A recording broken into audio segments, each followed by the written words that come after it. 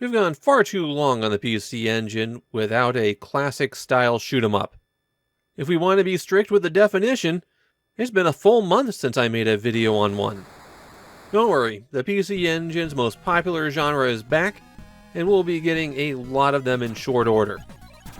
The concept behind Paranoia is that you're a resident of Alpha Complex, the underground warrens that humanity retreated into after a nuclear war.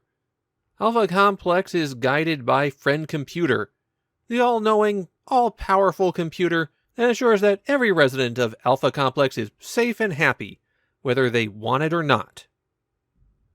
Sorry, that's the pen and paper RPG Paranoia.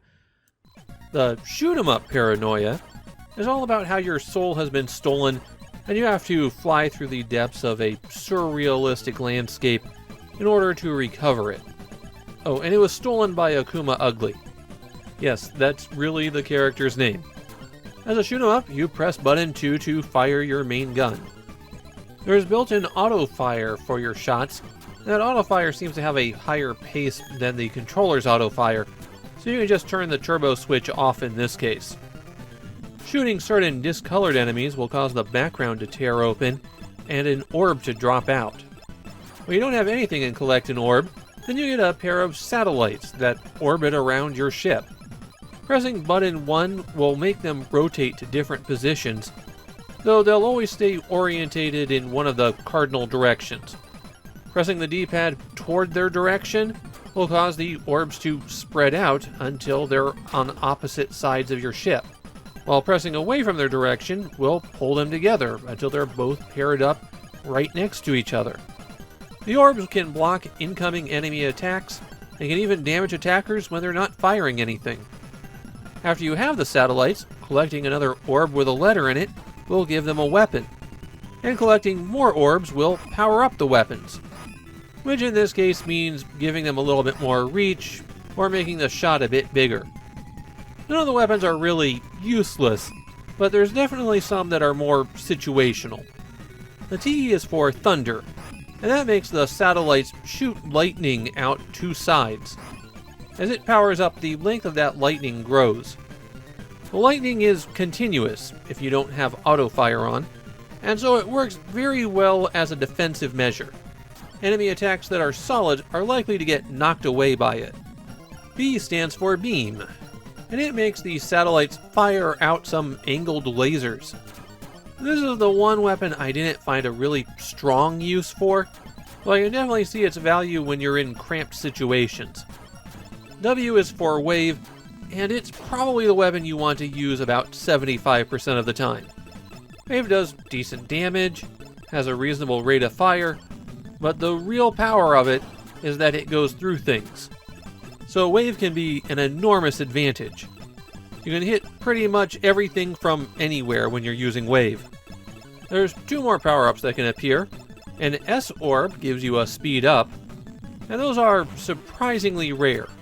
Your default speed is really pokey, but you'll have to go a long time without a speed up. The final item is the flashing orb, and that gives your ship a shield that can take a couple of hits for you. Paranoia is one of those shoot-'em-ups where you can collide with terrain and die, but it's not always clear what is and isn't terrain. The best thing you can do is see if it blocks your shots. Paranoia is a fairly short game, just 5 stages, and the stages aren't even especially long, maybe 3 minutes. This was resolved 2 ways. First, there's a second, harder loop. That's pretty standard for shoot-'em-ups at this point. The second thing they did to address the short length of the game was that they made Paranoia brutally difficult. There may not be many threats or shots on screen at once. In fact, the game slows down a lot when there are, but they tend to come at you from multiple directions with a variety of patterns simultaneously. So I can't really call the difficulty of Paranoia unfair. Everything that's out to get you is right there on the screen. It's just that they throw you into the deep end and don't let up at all. Start out with 3 lives and you have 3 continues, and you're definitely going to need them. Naturally, this is one of those games where you lose all of your power-ups when you die, and since the satellites are mainly used defensively, once you've lost them, you're going to have a hard time recovering. Paranoia has a couple of notable features. At the very start of the game, you'll see these two beetle-like enemies, and they're, let's say, bullying a caterpillar. Feel free to post what it looks like they're doing down below. Well, you destroy those beetles and leave the caterpillar alone, and at the end of the stage, there's a whole lot of butterflies. Survive to stage 4 without dying, and you'll get some special assistance because you did that. The other big thing of note occurs after you defeat a boss. When the boss is destroyed, Akuma Ugly will appear for a moment to flip you off. He also says something in a voice-sampled line, which I have to mute because I'm trying to keep this relatively family-friendly. Let's just say that if you complete 2 stages, then Paranoia earns an R rating according to the MPAA. They had to change that for the US release. For some odd reason, it's the US version that gets re-released in Japan. According to Konami, Paranoia is more popular internationally, but I have to say, I've never seen any sign of that.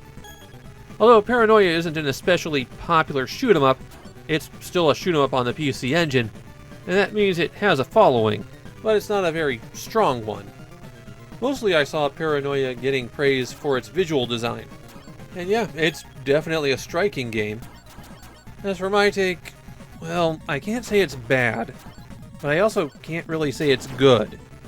I feel like Paranoia is trying to cut a different path for the shoot-'em-up with a more tactical approach. And that's something that I think the shoot-'em-up genre winds up growing into, but this particular approach is a dead end. Bullet hell games, for example, rely on structured patterns, and Paranoia moves away from that. There's a lot of variance in what happens. You also aren't knocking away big waves of enemies, so the action winds up feeling a bit flat. For Paranoia, I walk away going, well, it's interesting that they tried, but it wasn't there yet. It makes it a game that I don't really like going back to. On a system that's known for shoot-'em-ups, there's just lots of better options than Paranoia.